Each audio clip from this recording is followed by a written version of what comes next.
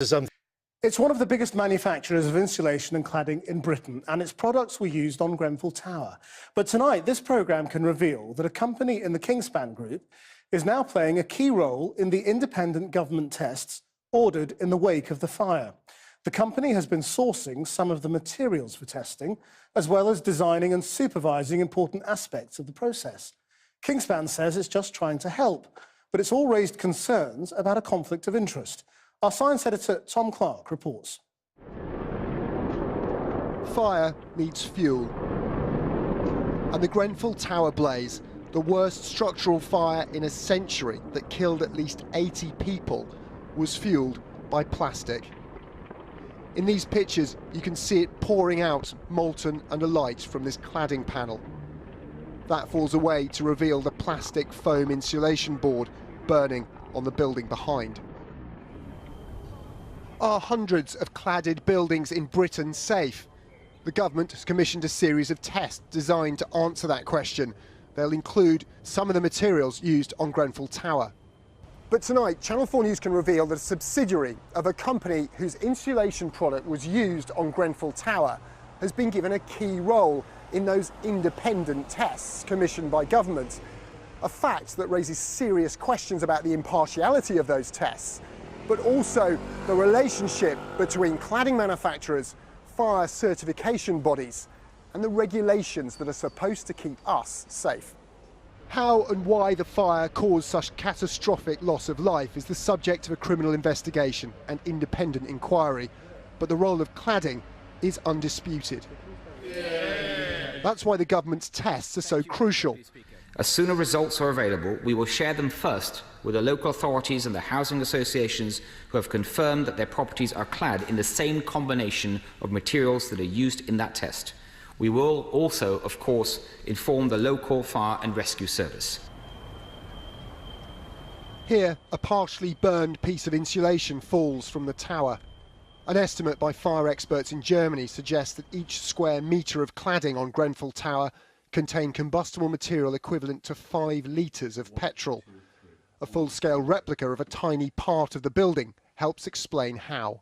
Take a look at our model of the outside of Grenfell Tower, and this is just one corner of one window, and you get a sense of just how much cladding material covered the entire 67-metre structure.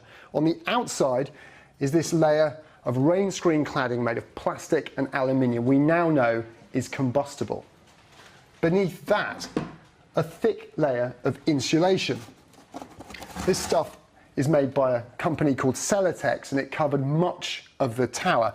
It's also combustible.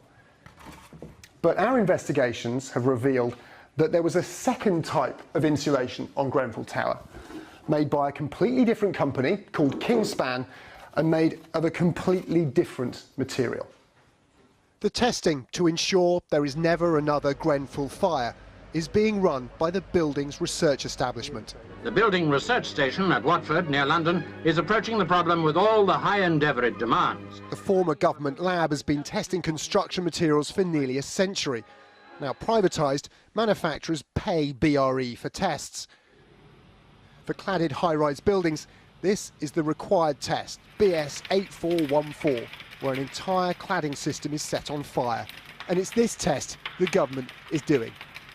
Grenfell Tower cladding mainly used 2 products, but the third insulation material was present. The government has ordered testing that includes the 2 main products.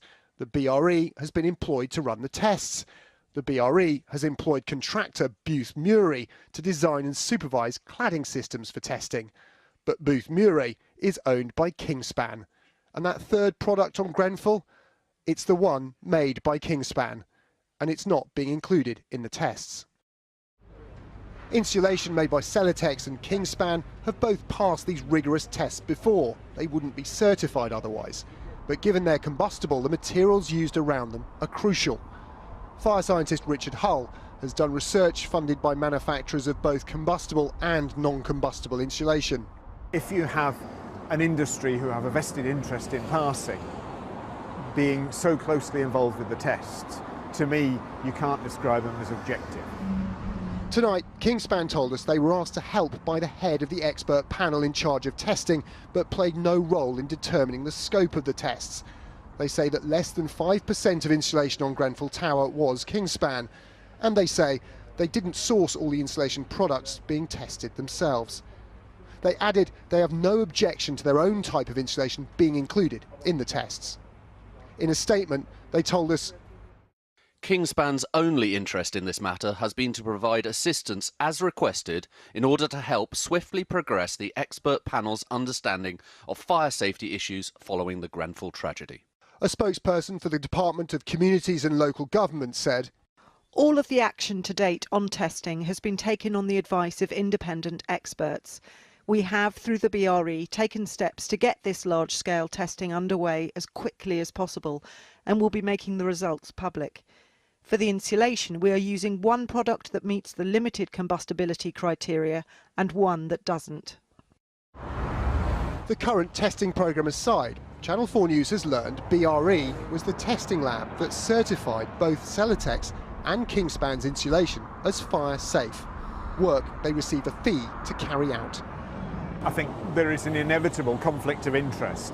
The people who make combustible foam have to do a lot more tests than the people who make non-combustible foam, and therefore the main customers of the fire test laboratories are the manufacturers, and so they have to look after their customers' interests. The BRE told us, BRE's tests are focused on protecting consumers and holding manufacturers to account. It is true that product manufacturers and product designers pay BRE to conduct tests. BRE conducts these tests strictly to the requirements of national and international testing standards. There is no negotiation or any scope for change or modification to these methods by the manufacturer. the government has found combustible outer cladding on more than 200 high-rise blocks nationwide. But plastic foam board is one of the most widely used insulation types on our buildings. Only testing can reassure the public these materials are safe, and the public can only be reassured if they can trust the tests are right. And we did, of course, ask the government, the testing body and the company involved for interviews. They declined. Earlier, I spoke to the Conservative MP, Sir David Amess, who's the joint chair of the all-party parliamentary group on fire safety and rescue. I asked him how concerned he is about the potential conflict of interest raised in our report. Well, I was completely unaware that this was the case, and it now leaves me anxious because the whole process must be transparent if the general public and local residents, more importantly in these tower blocks, are going to have any confidence in the process. So as a matter of urgency, I will be raising this particular development with the appropriate ministers. Do you think they should be taken off the job? It isn't really for me to make that judgment call, but as far as I'm concerned, there can be no conflict of interest in this process, because if there is a conflict of interest, then the results will be immediately discredited, which really defeats the whole process. One of the problems is that they might argue there is no conflict of interest at the moment because the Kingspan product that was used in small quantities on the Grenfell Tower isn't, as far as we're aware, currently being tested. Now, would you agree that it should be tested, given it was used in the tower? Any products used in the cladding that may be flammable, they must of course be tested. I mean, if they're not, it defeats the whole purpose of this exercise. All products which might be considered to be flammable, they must be tested. I mean, it does raise concerns, doesn't it, over the testing regime, that one of the products used in the tower isn't being tested, and the maker of that product owns one of the companies now involved in the testing regime. Well, I don't know the details of the processes involved in terms of company ownership, but I and my colleagues on the all-party parliamentary fire safety and rescue group would, I think, be united in saying the whole process must be transparent and there possibly can't be any conflict of interest. So I'm puzzled by what you're telling me. I just don't understand it. It's 10 days now since Channel 4 News revealed that Kingspan products were also used on the Grenfell Tower in small quantities. And yet all our inquiries to DCLG have repeatedly been met with a reply that they are not intending at the moment or are not currently testing that product. I mean, do you think they're wrong? Well, again, I don't have the scientific background to be categoric on this one, but I'm just worried that people will have no confidence in what is being done. So I will, as a matter of urgency, raise that specific point with the appropriate minister. The Conservative MP, Sir David